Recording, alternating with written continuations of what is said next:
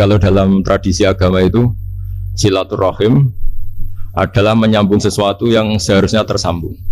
Agama yang masuk negara enggak konflik itu diantaranya paling spesial itu Indonesia, karena para wali ini mendampingi kultur daerahnya tapi tidak benturan. Misalnya kalau orang Jawa dulu pakai sesajen di sawah-sawah, katanya dimakan penunggunya. Ya penunggunya sawah itu kalau dulu ya pikirannya itu makhluk gaib. Di era modern ya penunggunya itu ya kambing, ayam itu. Jadi ya memang yang makan itu akhirnya. Tapi dulu itu aneh diistilahkan dimakan penunggunya. Kalimat penunggu itu apa ya gak jelas, apa dengan tanda petik apa penunggu betul gak jelas. Wali-wali datang tidak mengkafirkan itu tapi terus dirubah jadi sedekah ke tetangga-tetangga. Jadi kultur itu gak dilawan tapi cukup diubah. Jadi makani demit menjadi sedekah ke tetangga. Nah cerita kurban juga seperti itu. Dulu tokoh-tokoh Quraisy penunggu Ka'bah itu dulu sudah ndak tauhid, sudah musyrik kalau dalam bahasa agama. Itu di mana-mana termasuk kebutuhan pokok manusia itu kalau kumpul-kumpul itu makan-makan. Itu mulai dulu. Terus korbannya itu ya pasti perempuan mulai dulu. Jadi hanya bagian masak, nanti ngenteni luwian itu, ngenteni bekas-bekasnya. Sehingga yang nyortir Abu Jahal CS itu. Jadi yang kurban harus hewannya bagus, spesial, bahkan nggak boleh dikawinkan. Hewan yang mau dikorbankan itu nggak boleh dikawinkan, nggak boleh pernah dikendarai, nggak boleh pernah dipakai bajak sawah dan sebagainya. Semuanya serba spesial. Nanti dikorbankan di Ka'bah, yang dijual Ka'bah. Nah pertanyaannya Ka'bah ini nggak pemakan daging, yang untung ya ketua-ketuanya ini, karena Ka'bah tidak doyan daging. Dan itu ya di atas namakan Allah, ini demi taqarrub ila Allah, demi itu. Sehingga mereka bilang wa qalu hadhihi an'amu wa harsun hijrul la yat'amuha illa man nasa'u bi sa'mihim. Ini hewan kurban harus spesial dan yang berhak makan hanya orang-orang spesial, yaitu para penunggu Ka'bah, para sadanatul bait. Tapi karena mereka sudah tidak benar, tidak jujur, Islam mau merubah tradisi itu. Tapi kalau tradisi itu dirubah, maka Islam akan terkenal pelit, karena dari acara makan-makan menjadi tidak ada makan-makan. Jadi kadang kebenaran itu harus diganti dengan sesuatu yang tidak ekstrim, karena tadi dari acara makan-makan menjadi sama sekali nggak makan-makan. Maka terus diganti oleh Islam dengan kalimat udhiyah, dengan kata kurban. Nah kenapa itu harus terjadi? Karena kurban itu sebetulnya syariatnya Nabi Ibrahim, di mana orang Mekah itu memang turunan Nabi Ibrahim, sehingga sisa-sisa makan-makannya masih. Cuma mulai ada melenceng, ada sesajen, ada khurafat, ada bid'ah. Kemudian itu mulai masalah. Terus Rasulullah Muhammad SAW datang ingin benahi itu. Tapi yang dibenahi adalah menghilangkan kemusyrikannya, bukan makan-makannya. Akhirnya diganti oleh udhiyah. Nah kenapa ada kurban? Kalau dalam banyak literatur, Nabi Ibrahim alaihissalam itu Nabi yang paling dengan tanda kutip mengklaim kalau beliau itu orang paling sayang kepada Allah, paling dekat kepada Allah. Gak ada yang dicintai selain Allah. Beliau memaklumatkan itu baik secara lisan maupun di gemuruh hatinya, di bisikan hatinya, di detak jantungnya, pikirannya seperti itu. Pas itu beliau belum punya putra karena beliau termasuk lambat punya anak. Suatu saat ditakdir punya putra, yaitu Ismail. Pas seneng-senengnya jalan, pas seneng-senengnya punya anak, sama Allah disuruh nyembelih. Anak kamu harus kamu sembelih. Ibrahim kaget. Kenapa ya Allah? Kamu adalah orang yang sering ngomong bahwa yang paling kamu cintai saya. Tapi setelah ada anak kamu, kayaknya enggak. Protes Nabi Ibrahim, Pak. Yang benar Gusti, iya harus anak kamu. Karena beliau kadung janji, kadung komitmen yang paling dicintai Allah, tidak ada yang lain. Saya akan mencintai engkau ya Allah, meskipun harus mengorbankan anak saya. Singkat cerita, terus disyariatkannya kurban itu. Ketika Nabi Ibrahim berkomitmen melaksanakan perintah itu, Ismail juga mau nurut, terus sama Allah diganti oleh hewan kurban yang bernama kambing. Sehingga versi cerita itu bahwa Allah akan maklumi ketika orang mencintai Allah secara serius, bersamaan dengan itu orang juga mencintai anaknya dengan proporsi masing-masing. Itu di khazanah-khazanah yang saya baca.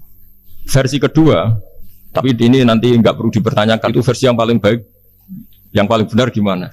Yang tanya juga bid'ah, yang jawab juga bid'ah nanti.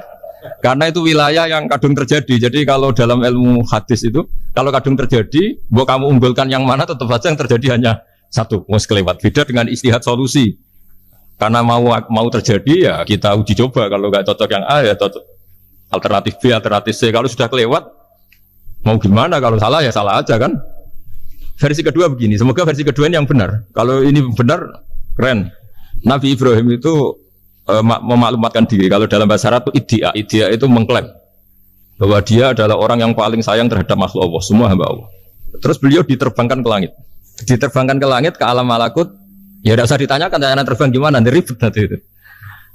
Setelah diterbangkan di langit, wa kadzalika nuri Ibrahim malakutas samawati wal ardh, diperkenalkan alam langit, terus dipertontonkan. Itu ada sekian hamba Allah yang nyabu, yang ngefly, yang dugem, pokoknya yang maksiat-maksiat itu. Ibrahim ditanya sama Allah, gimana itu mereka-merekamu? Damirhum, habisi saja Allah. Mereka makan rezekimu, hidup di bumimu, tapi mereka tidak mengindahkan engkau. Matikan saja. Sama Allah diturutin. Jalan-jalan lagi sampai 3 kali peristiwa tempat-tempat maksiat itu dihabisin sama Nabi Ibrahim. Beliau minta sama Allah supaya itu dihabisin. Singkat cerita, terus beliau diturunkan sama Allah. Saat diturunkan, ya Allah tidak jawab, tidak apa. Allah itu punya sunnah, punya tradisi. Dengan nabinya itu tidak jawab. Suatu saat Nabi Ibrahim disuruh bunuh anaknya, disuruh nyembelih. Protes kan? Buat samrotu fuadi. Ini kekasih saya, putra saya. Kenapa engkau nyuruh membunuh? Terus kata Allah, kamu tidak ingat di malam kamu saya mi'rajkan melihat hamba-hambaku, dan itu yang bikin aku, dan saya cinta sama mereka yang bikin saya. Kamu enak saja minta dibunuh. Sekarang gantian saya yang minta, kamu tidak nurutin gitu. Kamu pas minta saya tidak tak pikir, langsung tak turutin. Kenapa saya yang sekarang minta kamu pikir? Tapi buat samrotu fuadi, itu buah hati saya. Dan memangnya makhluk-makhluk itu makhluk siapa? Saya yang bikin. Kamu enak saja nyuruh bunuh. Nah semenjak itu jadi kearifan kita. Makanya ada guyonan di dunia kiai itu, ada anak perempuan, kan nggak lazim ya, perempuan pakai GL Pro kalau dulu, mungkin sekarang pakai Ninja, pakai celana jin. Siapa itu? Luput suwo itu. Siapa itu perempuan kok gitu? Ini ponakane jenengan, Mbah. Astagfirullah, muga-muga pangeran nyepuro. Jadi langsung rubah dari maksudkan menjadi ndak karena keluarga. Nah, jangan-jangan kebencian kita pada maksiat itu oke, kita wajib benci maksiat, tapi tetap ada catatannya. Plus yang maksiat itu tidak orang yang terkait dengan kita. Coba kalau yang maksiat itu orang yang terkait dengan kita, itu anak kita, ponakan kita, mungkin istri kita, paling mintanya ya Allah ampuni. Sama-sama maksiat, yang satu minta dihabisin, yang satu kita minta diampuni. Fair gak kita sebagai manusia? Tidak fair. Tidak fair. Makanya kalau ada guyonan, ada supir salah dimarahin, pasti supir ini belum pegang rahasia. Tapi kalau sudah pegang kartu, si majikannya punya apalah gitu, simpanan gitu, wah ini pegang, berani marah gak tuh? Jadi itu guyonan kiai. Makanya jadi manusia itu gak pernah adil sebenarnya. Makanya Allah pernah mensifati manusia itu wa kanal insanu zaluman jahula. Manusia itu sangat zalim dan sangat bodoh. Kalau misalnya jenengan tanya, orang soleh pun itu gimana? Orang soleh asal manusia tidak nabi, itu ya mesti ada zalimnya. Makanya kalau dalam kitab Hikam diterangkan, kitab Hikam itu kitab yang olah manusia. Itu menyebut begini, manusia itu siapa? Dijawab, manusia itu mangkanat mahasinuhu masawiyah. Orang yang ketika baik saja salah, apalagi ketika salah. Kita misalnya punya toko laris, ya. Doanya mustajab laris, pembelinya banyak, kualitasnya bagus. Pasti ada toko sekeliling yang megap-megap karena orang sekarang ke kamu kan itu. Sehingga orang supaya terus merasa salah. Robbana dzalamna anfusana. Meskipun kita sedang benar pun, saya termasuk kiai yang kalau ngelepas haji, mungkin yang haji itu mangkel. Karena saya tidak pernah muji-muji haji, meskipun saya melepas orang haji. Umumnya kiai kalau ada orang haji kan dilepas haji mabrur, tidak ada lain balasan kecuali surga. Saya itu karena pernah kecil, pernah dengerin masyarakat. Itu ngenes ketika si kiai pidato tadi ternyata ngenes. Ngenesnya seakan-akan surga itu hanya milik yang haji. Mana koyo kula sepudi Gus kula ora kelar kaji.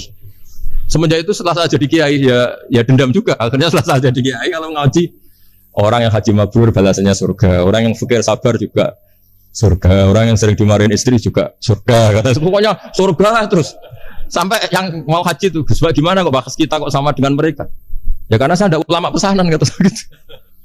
Jadi artinya gini, ketika Anda muji ibadah haji, jangan kira yang ngenes tidak banyak, yang ngeluh juga banyak, karena mereka ada takdir gak mampu haji. Itu hebatnya Islam. Islam juga datang dengan solusi-solusi. Misalnya Jumatan itu hajinya orang miskin, orang yang ingat Allah mulai subuh sampai matahari terbit juga sama dengan umroh. Jadi karena tidak semua orang itu mampu haji. Jadi itu Islam. Nabi Ibrahim diperingatkan Allah bahwa Tidak seperti itu cara mengelola hambaku. Nah, Islam ini kata Allah, anit tabi' millata Ibrahim Hanifah. Referensinya Islam, mentornya Islam itu Nabi Ibrahim. Sehingga kita alhamdulillah punya sejarah wali songo. Saya punya orang tua di Nur Salim itu sayang sekali sama umat, Mbah Mun juga gitu.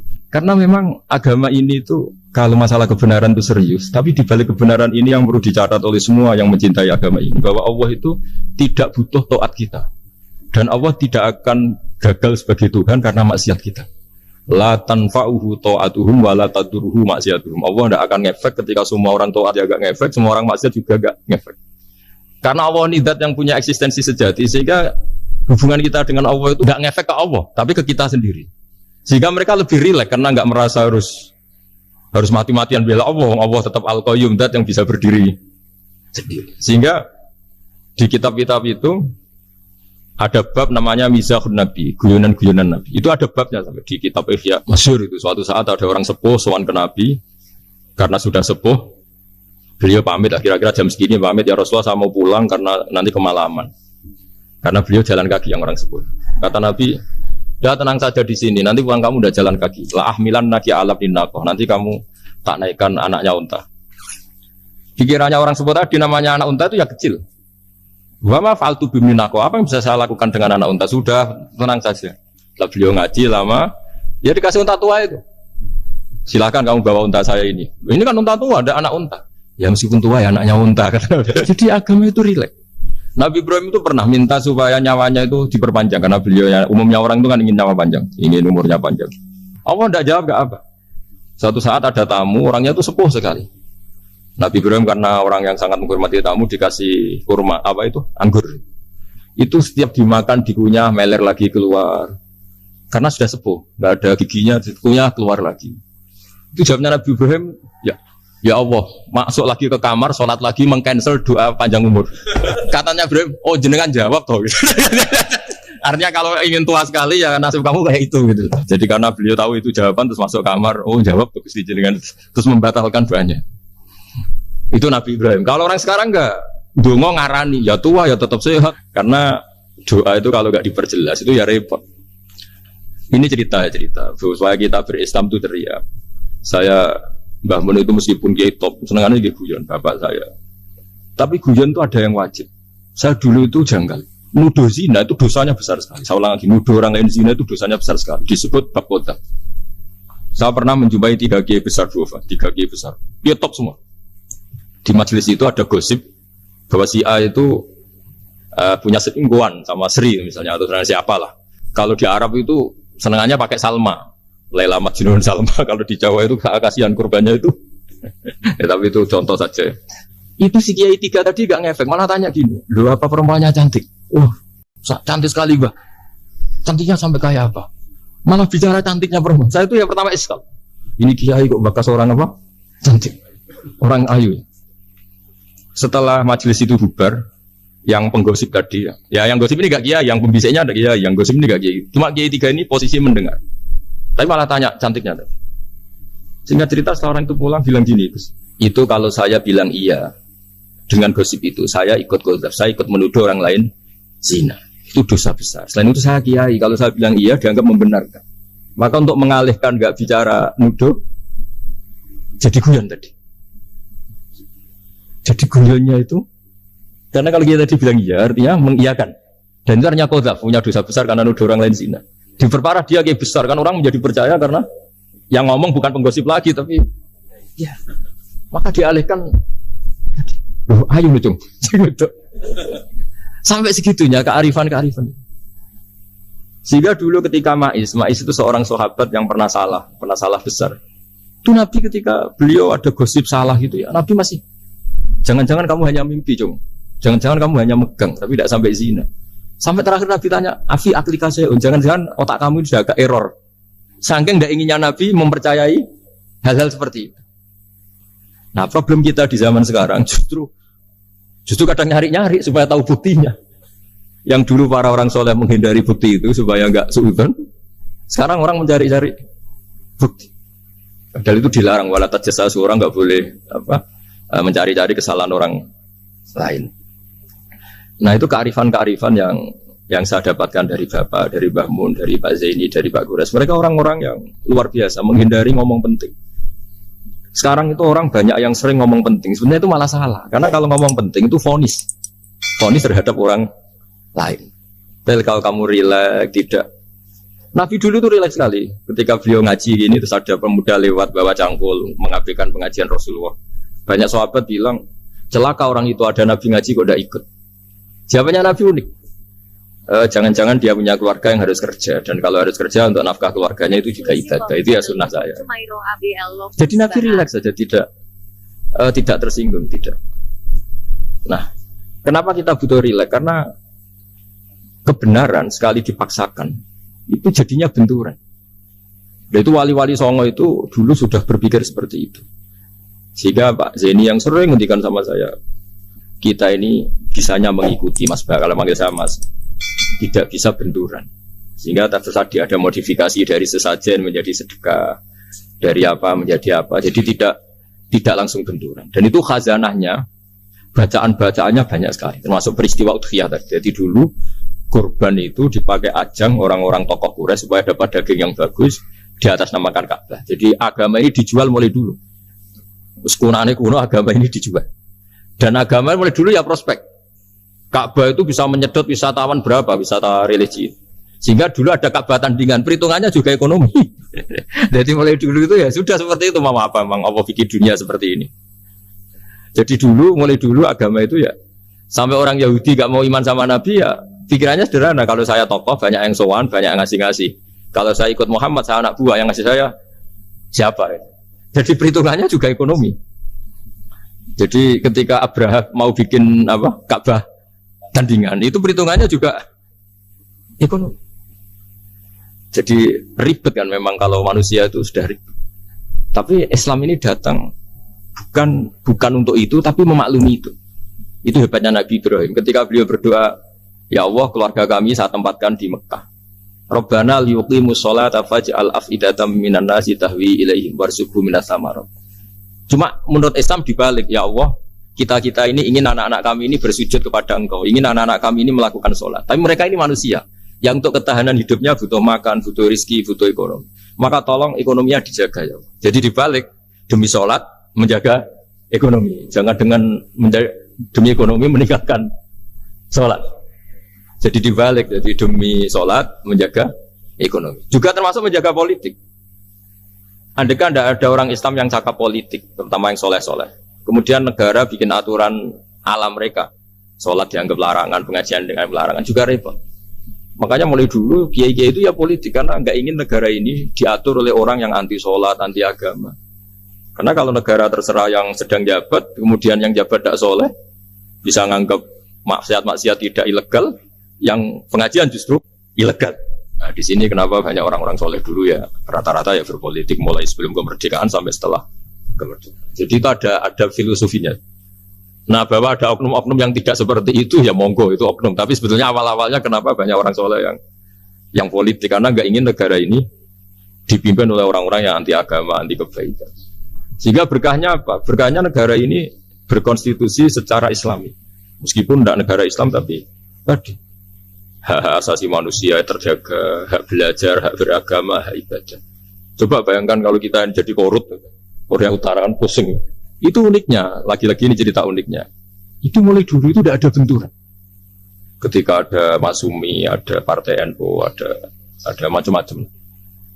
Muhammadiyah datang di Jogja itu Mbah Ahmad Dahlan itu teman dekatnya Mbah Hasyim. Saya tahu banyak tentang, namanya dulu Darwis. Itu dulu ngajinya sama pernah buyut-buyut Qiyami di sini. Dulu ngaji Mbah Soleh Darat, Mbah Ahmad Dahlan sama siapa itu Mbah Hasyim. Ketika di Mekah yang Mbah Ahmad Dahlan ngaji Syekh Khotib Minangkabau itu ya sama Mbah Hasyim. Nah kebetulan Mbah Ahmad Dahlan hidup di Jogja yang zaman itu sudah khurafatnya kayak apa, karena ada sistem agama yang sangat menurut beliau sangat jauh dari Islam yang murni. Terus beliau revolusinya seperti itu. Yang Mbah Hasyim tempat di Jombang. Nah itu kan murni ilmu sosial, murni muqtadul khalq. Terus beliau punya metode yang berbeda, tapi nggak masalah. Mulai dulu nggak masalah. Kemudian jadi kalau yang kadang-kadang memasalahkan tuh ya memang yang nggak tahu masalah. Sebenarnya dulu dia biasa aja, karena ya itu urusan metode, urusan. Saya teruskan masalah ukhiyah. Jadi yang diceritakan Nabi Ibrahim tadi bahwa benci seseorang kita atas namakan maksiat itu tidak segampang itu. Karena jangan-jangan kebetulan yang maksiat itu keluarga kita. Apakah kita punya kebencian yang sama saat yang maksiat itu keluarga kita, atasan kita, teman kita? Ya kayak tadi. Kalau saya corong jodi belenjani janji, ada orang janji sama saya nggak tepat waktu, saya bisa marah itu pasti sebabnya jelas. Itu bawaan saya nggak berjasa sama saya. Kalau kata dokter Klik nggak cantik. Intinya Nabi Ibrahim itu coba kalau yang maksiat itu anak kamu berharap saya ngasih tobat kan, bukan langsung tak habisin kan. Intinya Allah ingin bilang ke Nabi Ibrahim, andai kan yang maksiat itu anak kamu, ingin saya menghabisi apa tak kasih tobat? Ya kasih tobat ya. Ya seperti itu saya yang bikin. Maka di Al Azhar sana kalau cerita orang-orang alim itu masyhur. Ada tempat maksiat mau dihabisin sama orang-orang yang sangat keras. Ketemu Syekh Mutawalli Sarawi, ditanya, andai kan mereka mati saat maksiat, itu mereka ke surga apa ke neraka? Ya ke neraka. Ditanya sama Syekh Mutawalli, kalau mereka ke neraka, akan ada dzalika muradan Nabi? Apa seperti itu yang digandaki Nabi, umatnya mati terus masuk neraka karena belum tobat? Tidak, Nabi inginnya mereka tobat dulu. Ya sudah, jangan dihabisin. Kamu berproses ikut mentobatkan mereka. Kebetulan ini mau mendengar. Jadi kita lunak, kita baik itu ya semuanya ingin Allahum yarji'un, semoga mereka kembali, mereka tobat. Bukan lunak dengan arti mengakui maksiat itu satu kebaikan, itu yang bahaya. Kalau lunak sampai mengakui itu maksiat itu kebaikan, itu bahaya sekali. Tapi kita lunak karena kita ingin berproses untuk bertobat.